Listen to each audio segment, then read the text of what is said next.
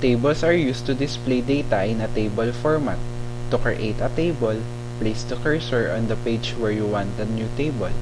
Click the Insert tab of the ribbon. Click the Tables button on the Tables group. You can create a table one of 4 ways.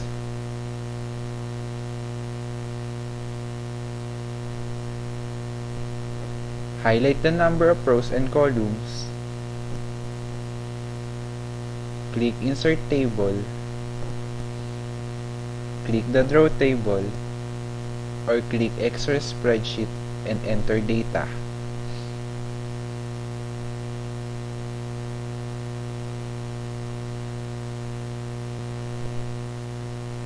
Place the cursor in the cell where you wish to enter the information and then begin typing.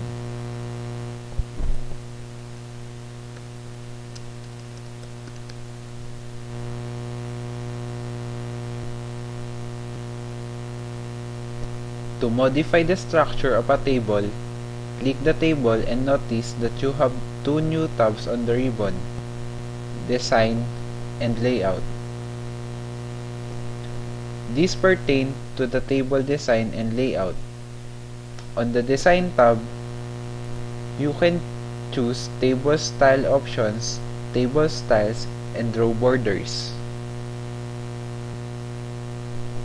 To format a table, click the table and then click the Layout tab on the ribbon.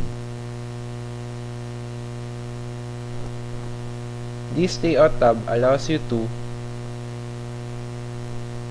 view grid lines and properties, insert rows and columns, delete the table, rows and or columns, merge or split cells, increase and decrease cell size, and align text within the cells and change text direction.